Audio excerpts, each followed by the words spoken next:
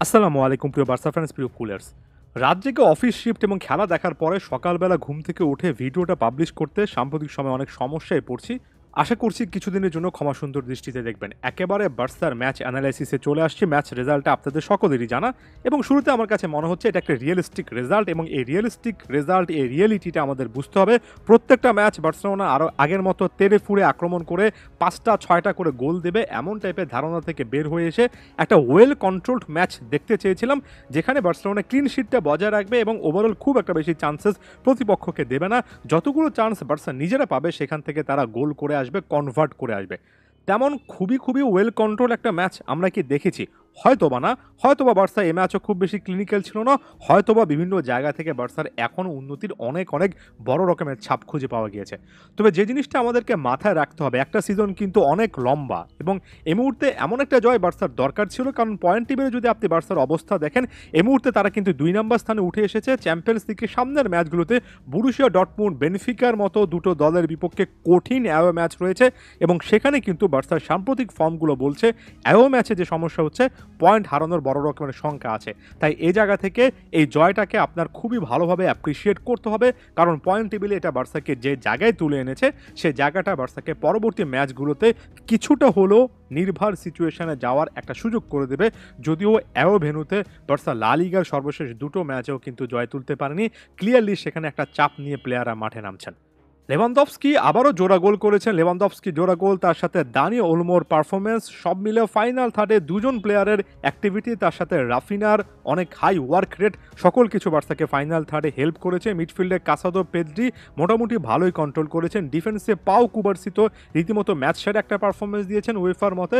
Gerardo Martin একটা assist করেছেন এবং তার বদলে হিসেবে আলেহান্দ্রো বালদে যিনি নেমেছেন, তিনিও কিন্তু একটা অ্যাসিস্ট করেছেন। লেফট ব্যাক পজিশনে এখনও অনেক এক্সপেরিমেন্টের ব্যাপার রয়েছে, তবে এই ম্যাচের পারফরমেন্সটা আলাদা করে নেগেটিভ বলে মনে হয়নি। তবে বালদে নামার পরে বার্সার যে ওভারঅল স্পিডটা বেড়েছে সেটা একেবারে স্পষ্ট বোঝা গিয়েছে।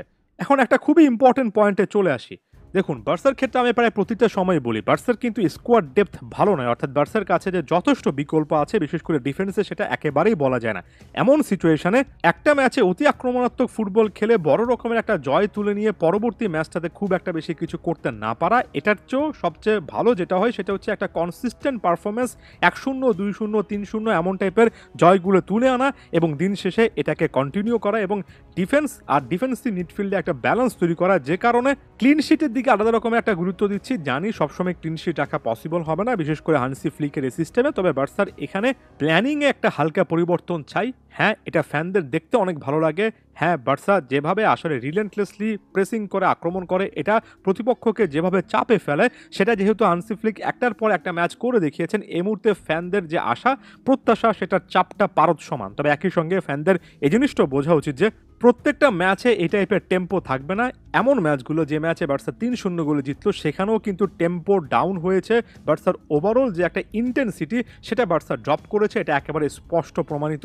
শুধুমাত্র জয় পেয়েছে বলে এখানে কিন্তু এইজ দেওয়া যাচ্ছে না, এখানে এক্সট্রা পয়েন্ট দেওয়া যাচ্ছে না। তবে আমি বার্সার ফিক্সচারটা একটু আপনাদেরকে দেখাতে চাই। এই যে বার্সেলোনা একটা ম্যাচ খেললো, তার ঠিক দুদিন পরেই কিন্তু লাস পালমাসের বিপক্ষে একটা ম্যাচ রয়েছে, অর্থাৎ টানা ম্যাচ খেলার মধ্যে কিন্তু বার্সা রয়েছে। তারপরে আপনি যদি আবার ডিসেম্বরে যান, 7 তারিখে রিয়াল বেতিসের বিপক্ষে একটা কঠিন অ্যাওয়ে ম্যাচের পরে বরুসিয়া ডর্টমুন্ডের বিপক্ষে আরও একটা অ্যাওয়ে ম্যাচ খেলতে হবে। মাঝখানে ব্যবধানটা তো মাত্র 5 দিনের, 5 দিনে দুটো ম্যাচ খেলা খুব বেশি সহজ কোনো ব্যাপার নয়। ঠাসা সূচির মধ্যে আসলে যদি একজন কোচের কাছে 20-22 জনের মোটামুটি রেগুলার প্লে করতে পারেন এমন স্কোয়াড না থাকে, তাহলে ব্যাপারটা অনেক টাফ হয়ে যায়।